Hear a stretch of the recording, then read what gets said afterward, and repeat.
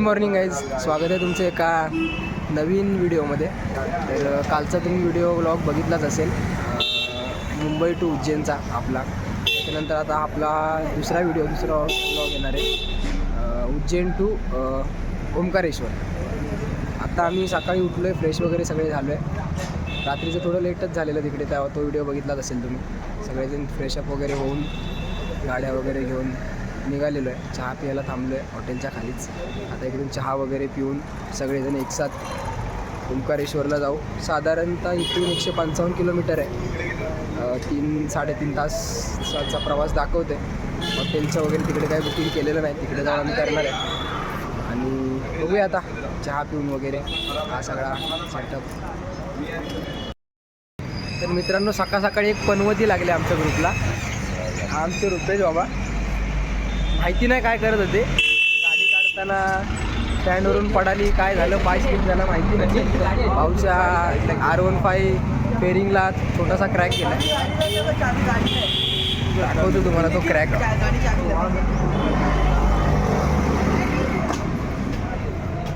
ही फेरिंग आहे R15ची आणि हा दिसतोय हा इथून एवढा क्रॅक गेलाय. सकाळी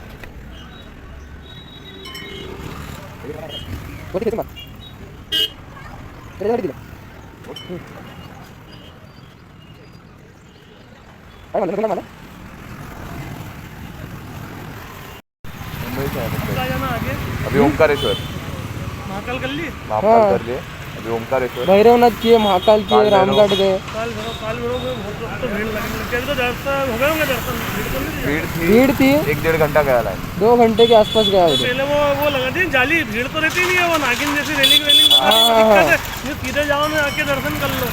वैसे भी वहाँ पे 2 सेकंड भी नहीं रुकने दिया. हाँ, वो पर भीड़ की वजह से अभी थोड़ा रुकने भी नहीं हाँ, देते. भीड़ है ना. अभी कल छुट्टी थी, कल जाम कैसा लगा था इंदौर से उज्जैन आने के, बहुत लोगों का जाम लगा था. अभी आपको ओंकारेश्वर रोड पे भी बहुत वो मिलेगा. हाँ, इसके लिए टाइम लगेगा. तो बहुत जाम मिलेगा. चलो.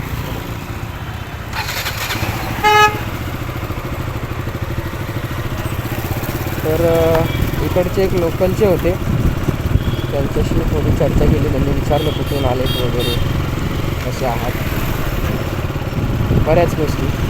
इकडची लोकं खूप चांगली आहेत. असं पण नाही आहे की ठीक आहे, दाखवतात व्हिडिओमध्ये, अदर ब्लॉगर्स दाखवतात की बाबा तुम्हाला फसवणूक होते वगैरे. हां, होतात, त्या गोष्टी पण होतात. देवस्थानावर गेल्यानंतर या गोष्टी पण होतात. बट चांगली लोकं पण आहेत, त्या लोकांनी खूप हेल्प केली. आम्ही ज्या हॉटेलचा रूम घेतलेला ते सुद्धा फ्रेंडली होते सगळे. छान होतं. Overall experience better. चलो आता ओंकारेश्वर साठी मार्गस्थ झालेलो आहे. इथून कुठे जायचं शुभम?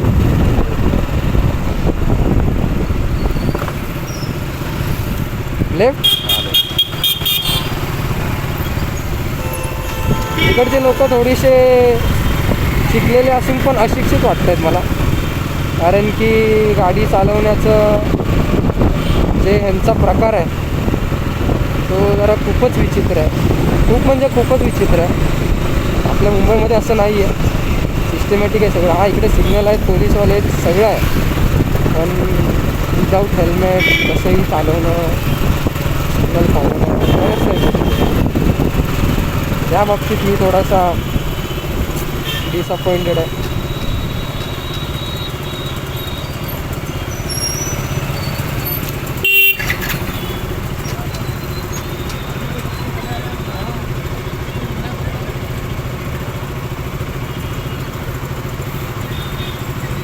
इथे समोर एक मंदिर आहे, श्री सूर्यमुखी बालाजी हनुमान मंदिर.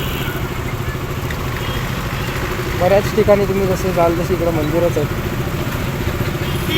कारण उज्जैन शेवटी उज्जैन आहे, महाकाल. एकदा तरी माणसाने प्रत्येकाच्या आयुष्यात एकदा तरी उज्जैनला यावं असं म्हणतात, आणि खरी गोष्ट आहे. मला आपला सिग्नल सुटला.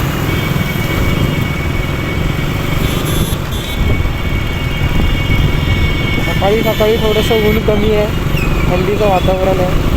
थंडी जरा इकडे खूपच जास्त आहे, जवळजवळ 10 डिग्री सेल्सिअस. म्हणजे आपल्या मुंबईमध्ये माझ्या मते तरी क्वचित कधीतरी असं इतकं थंड वातावरण आपल्याला बघायला मिळतं.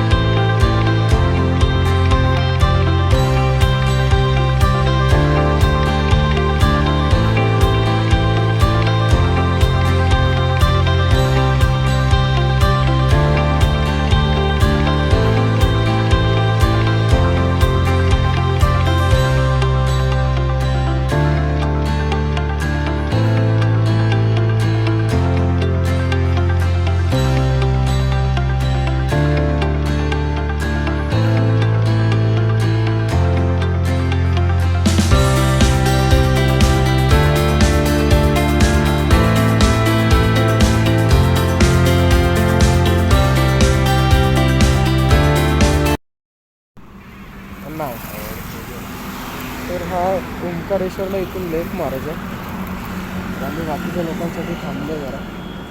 दोघे तिघे पाठी राहिले, कारण त्या लोकांना जर टर्न नाही समजला तर ते लोक सरळ जातील. हे लोक कुठे दिसत नाही. ओय ओय ओय, अरे रुपया.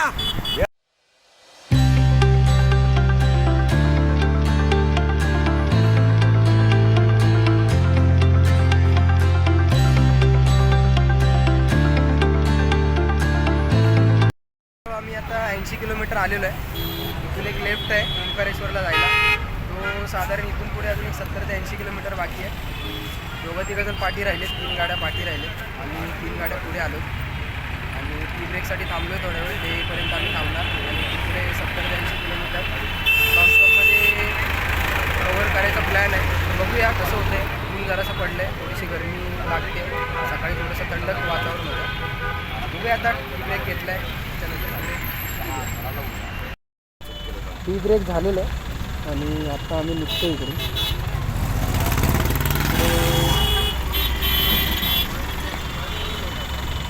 पोलीसवाले पण आहेत एमपीमधले, ते लोक थोडंसं चेकिंग करत आहेत.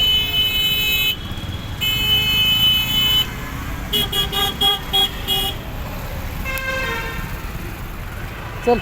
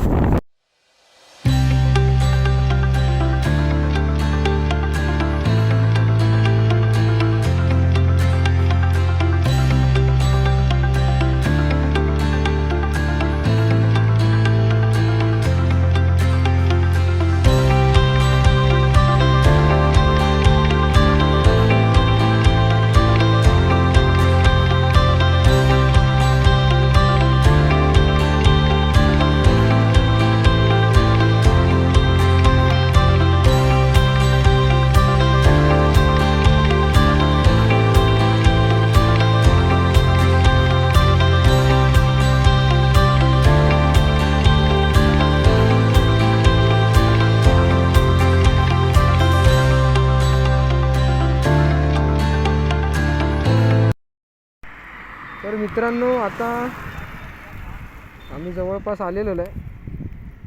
ओंकारेश्वर इथून 12 किलोमीटर दाखवते ज्योतिर्लिंग. एक बाईक पुढे मातीचे जण पाठी आहे, त्यांच्यासाठी आता आम्ही पुढे थांबणार आहे. तर बघूया.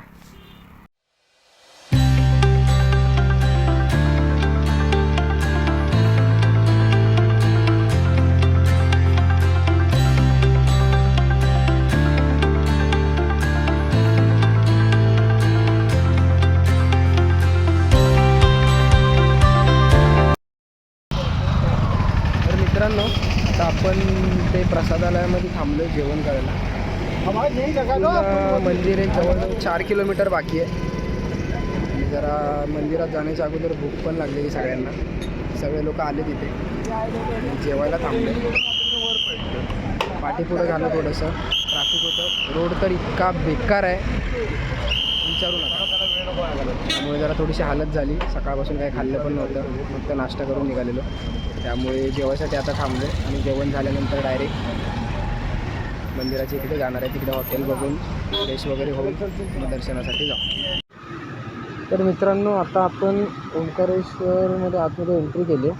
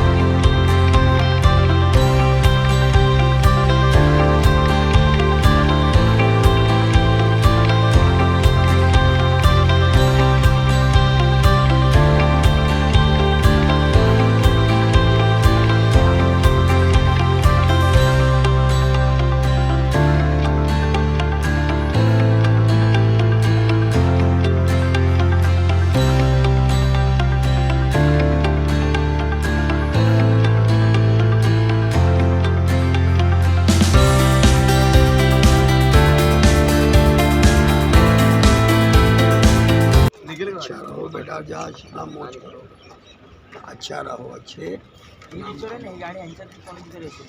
धन्यवाद.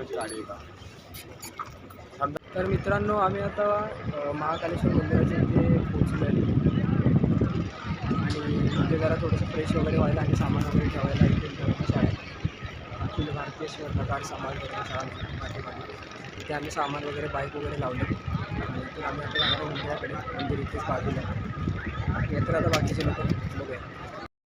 मित्रांनो आम्ही आता ह्या ज्या बोट आहेत छोट्या त्याच्यातून मंदिराची प्रदक्षिणा मारणार आहे. थंड थंड पाणी आहे.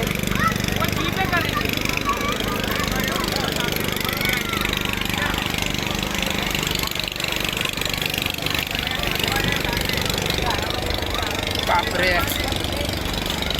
चल पुढे चल.